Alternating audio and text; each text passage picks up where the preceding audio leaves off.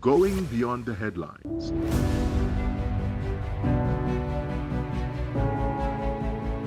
Asking the questions you want answered. Exploring government policies and how they impact you. We are delving deeper.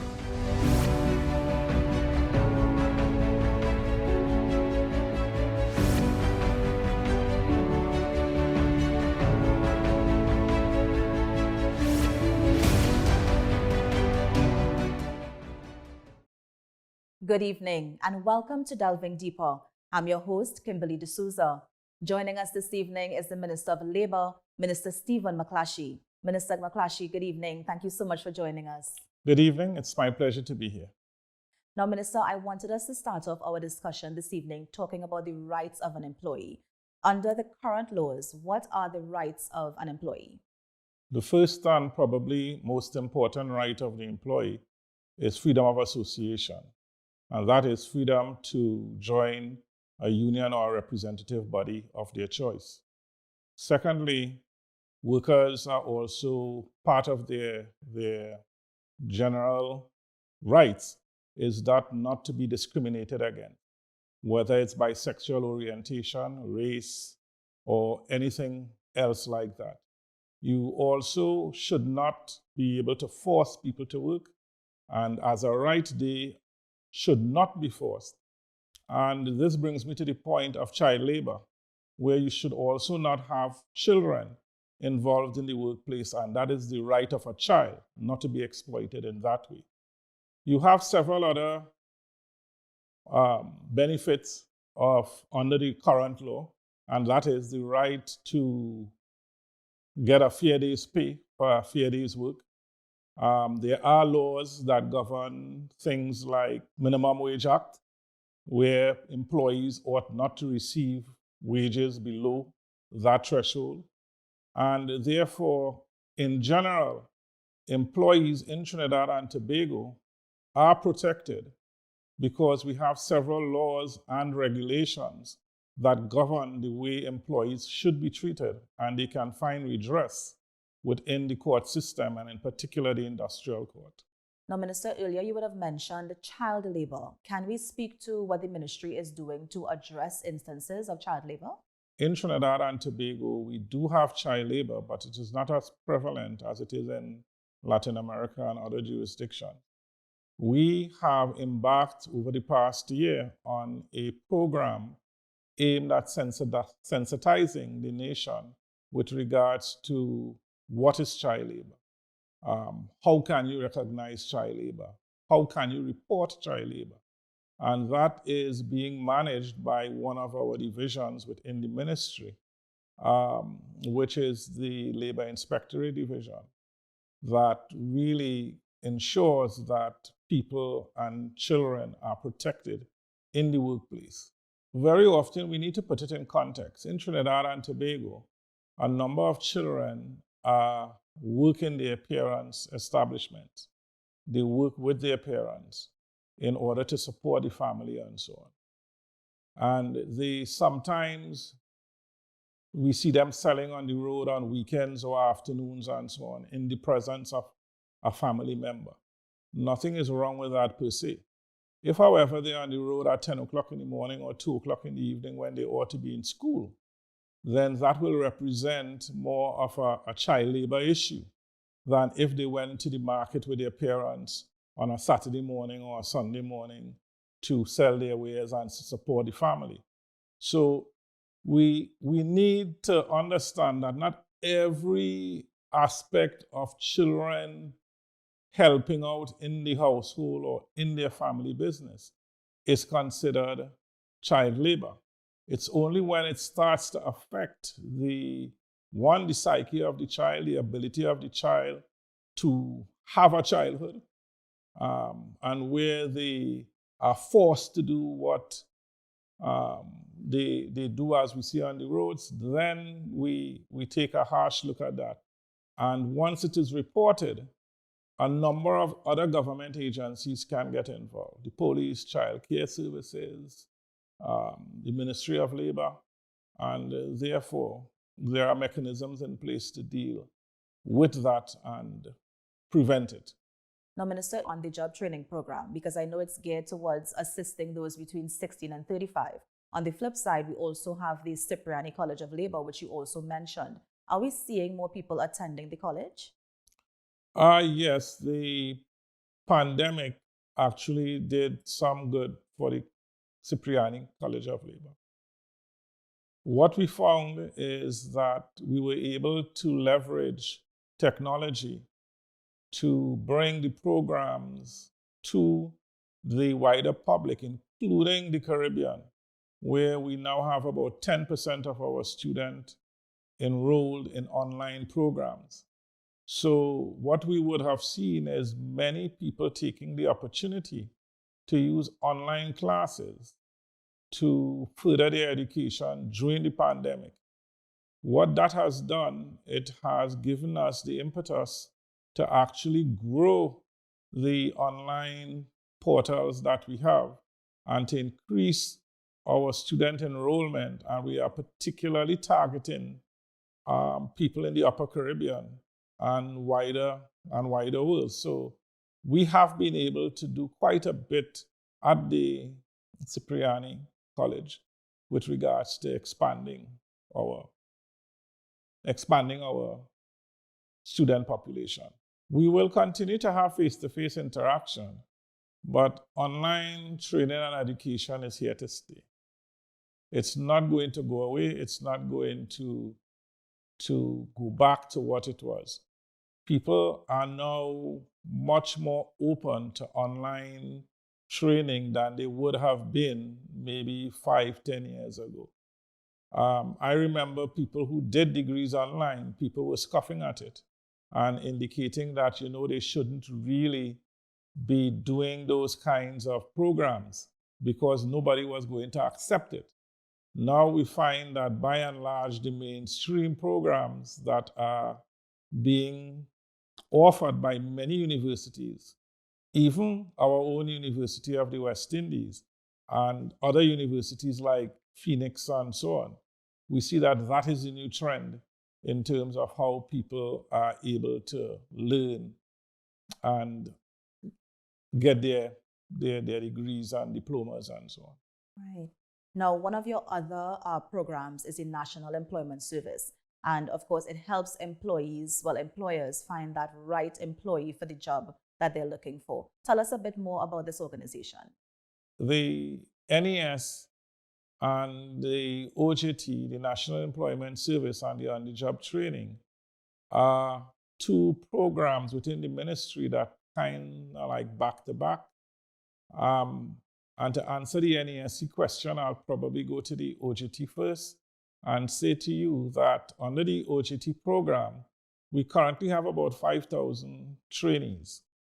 We rotate trainees at about 300 to 400 a month. And what we try to do is to match their skill levels with the jobs that are available so that they get a really interesting experience and that they're able to learn. Now, what happens is after OJT, many people are not, or after OJT, they do not have ready-made jobs. The OJT doesn't give you the opportunity sometimes to stay in a particular job. So what they do is they then sometimes go to the National Employment Service, where we take their resumes, we interview them, we look at job availabilities within the various ministries, and then we match those employees or prospective employees to the jobs that are available. We have been doing some of that. We're not doing enough. We have to find service providers to take on these particular graduates. And even at the OJT level, you still have to find people who are willing to take them and so on.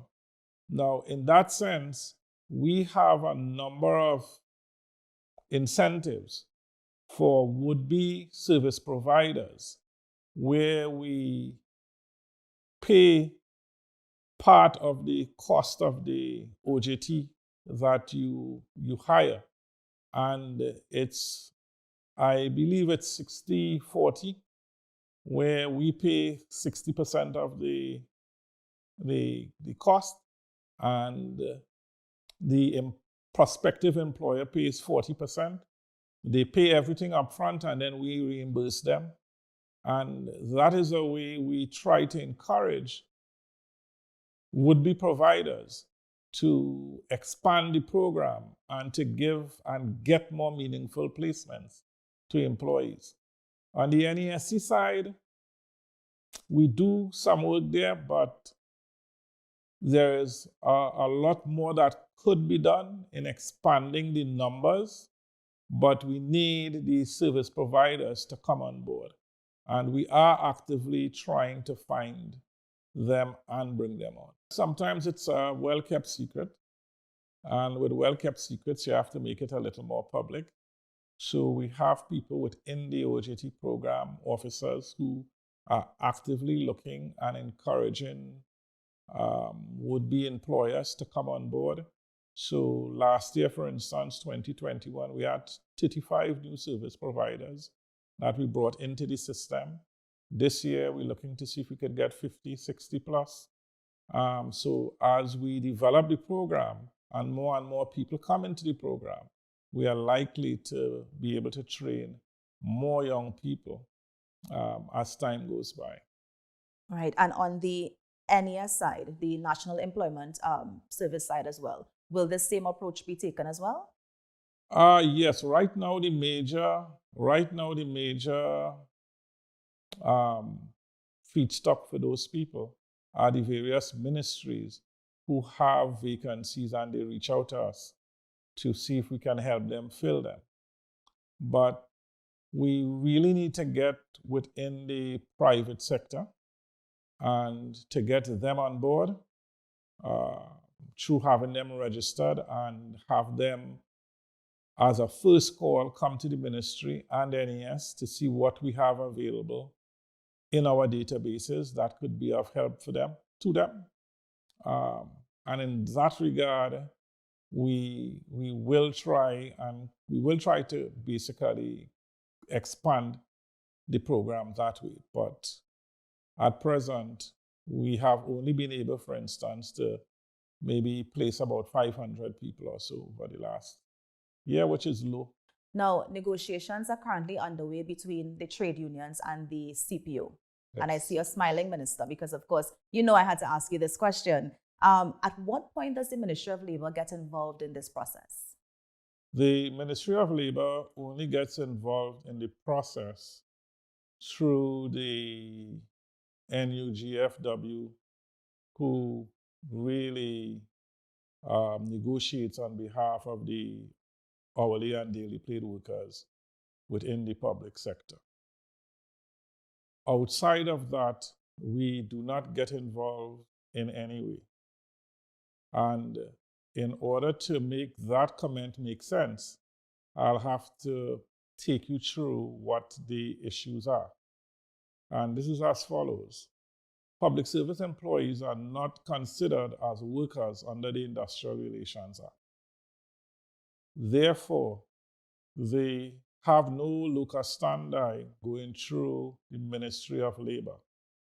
The CPO, Chief Personnel Officer, is considered the employer, and negotiations are held between employee representatives and employer.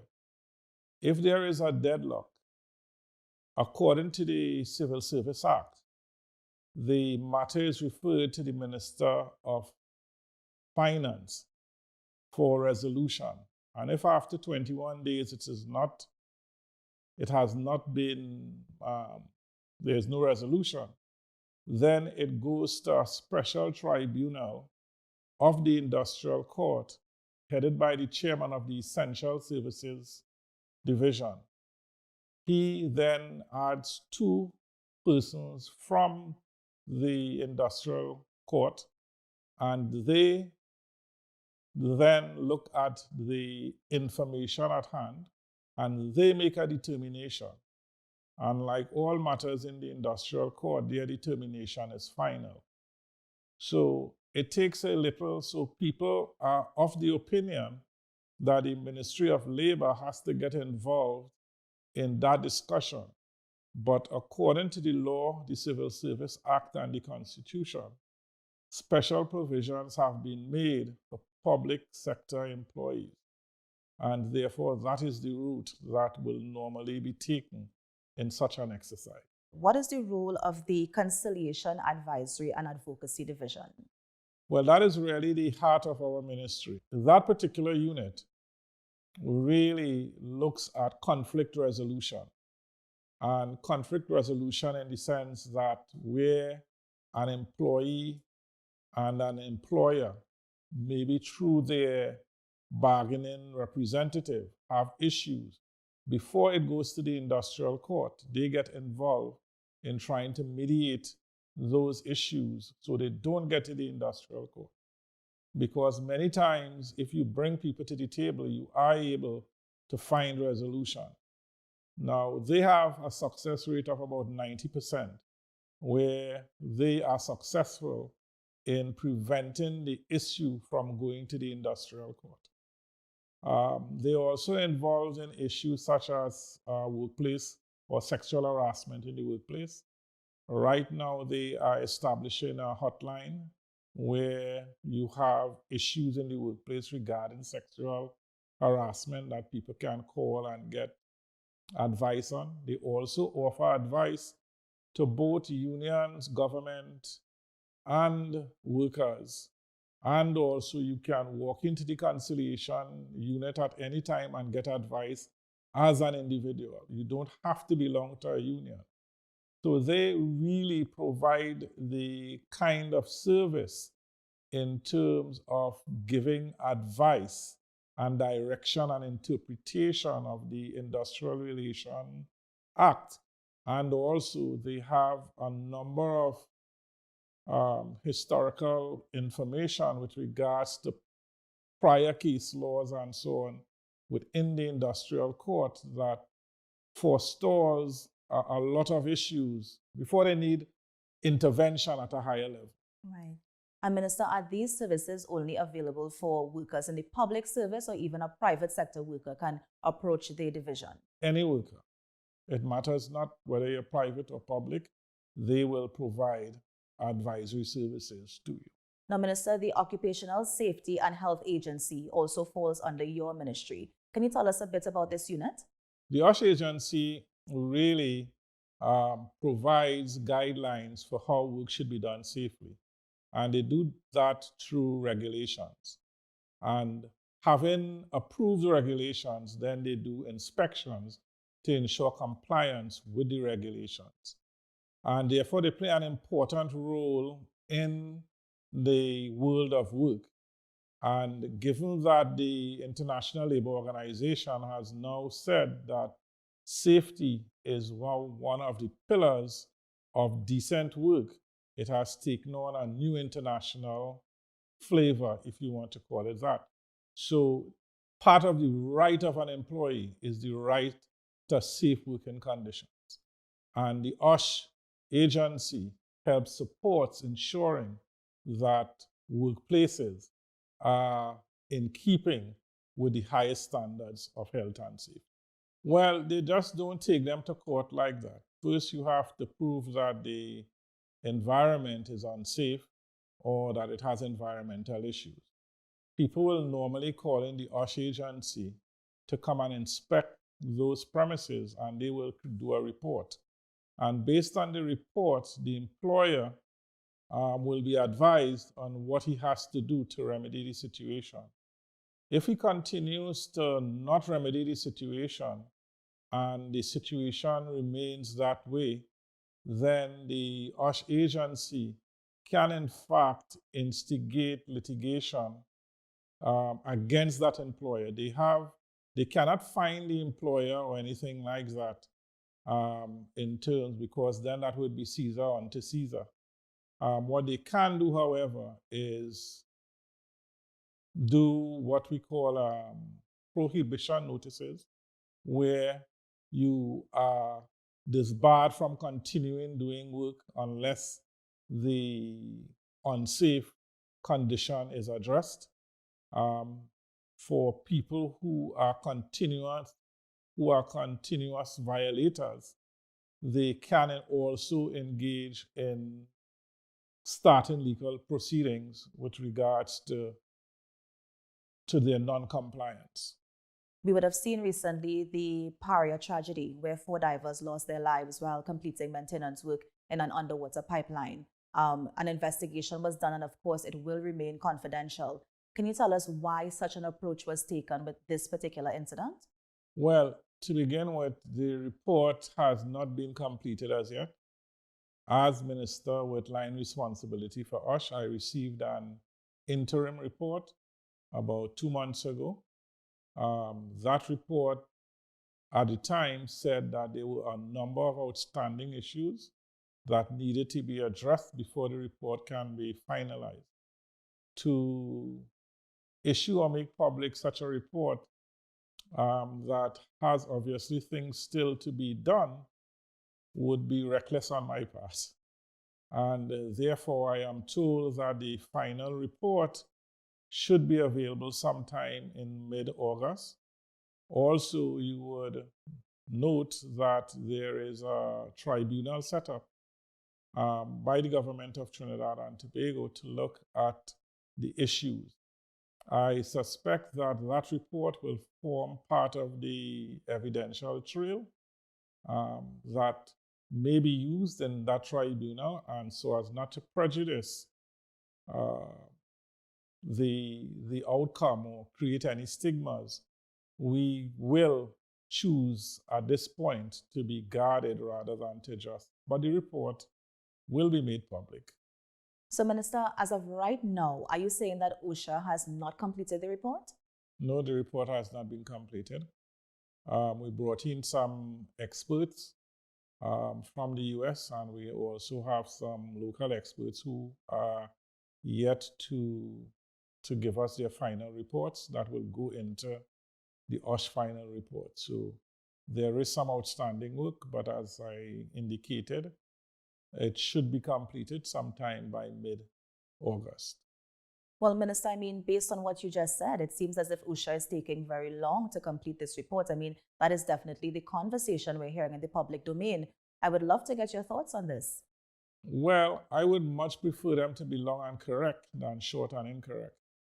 And because of the complexity of the accident and all the issues that has taken place, and the fact that there is likely, from all indications, going to be litigation, because we already have lawyers lining up to take issue with Paria and the contractor, you have to ensure that all your bases are covered, that all the technical issues that surrounded the accident in the first place are dealt with, and that the science behind it is complete. If you just go by way of making assumptions by what people say and do not have the scientific evidence to support what you're saying, then you're really being reckless. And therefore, I do not think a complex issue like this is really taking that long. Now, Minister, at what stage did the ministry reach with the vaccination policy? Well, we completed a policy and it was presented to Cabinet. But at the time, it needed to get the input of the Ministry of Health and other ministries. But the government took the decision at the time not to implement because we were actually coming out of the pandemic, and therefore mandatory vaccination was not seen as the of great benefit at that time. Also, you had the issues of people really fighting against any mandatory vaccination. So there was a political element concerned as well. So it really did not go anywhere, but the document is there and can be used in the future if we need to look at other infectious diseases where we may require mandatory vaccination. A lot of the groundwork has already been completed. The information really is a baseline information, And what will happen is, depending on what that new threat is, then one would not have to reinvent the wheel with regards to what the issues are. And therefore, it could form the basis of a new policy. Minister, what is your biggest challenge as the Minister of Labour? My biggest challenge is getting the appropriate legislation modernized. What we have is a number of old laws on our books, and we have moved forward several leaps and bounds with regards to how work is done, what is now considered as good conventions internationally that are out there. The world of work has changed. The future of how we do things is already with us, and therefore we need to modernize a lot of our legislation. Our role is to provide the citizens of Trinidad and Tobago with laws that are able to protect them, that are able to guide employers and employees, that will move us into the direction that we need to go in a modern era. We're too far behind in terms of what we do and how we do it. And Minister, on the flip side, what can you say are some of the successes coming out of the Ministry of Labour? Some of the successes we have had is our ability to maintain the industrial relation piece by way of our conciliation efforts. And I applaud that particular unit for the work that they have done. We have been able to sensitize the nation on issues like HIV in the workplace, child labor. We have had some successes in OJT in terms of the number of people we manage and the number of young people we have been able to place. We have had successes in our manpower area. So, for instance, something we haven't spoken of is the fact that a number of Trinidadians and Tobagonians go to Canada annually on the Canadian Farm Program. And we are looking at aggressively expanding that program so that more citizens can take advantage of it. And given our trust into agriculture, we want to make sure that we have the people we send come back with the learnings and maybe take up some of those agricultural homesteads that we develop in and so on, and move with it. So we have had some success in a number of areas. Right. The agricultural program sounds good because, of course, when they come back, they can share what they learned. But, Minister, there's also the issue of brain drain, where a lot of our very, very qualified and educated citizens are going across, they're going abroad to different countries and they're staying. Is the ministry at all concerned about this? Well, we have to be concerned about the brain drain, but we also have to understand that we're living in an era where borders are getting skewed. We also have a lot of people from outside coming in. Are they coming here legally? Well, we have the CSME, where Caribbean nationals are coming into Trinidad and Tobago and finding employment under special categories. We have of course, the topical thing is the Venezuelan and the migrant workers issue, where a number of them have been not legalized, but they have been given temporary stay in terms of finding livelihoods and so on in Trinidad and Tobago. And the issue of migration is not altogether a bad issue, because very often we find that people who come into Trinidad and Tobago take up jobs that Trinidadians and Tobagonians shy away from.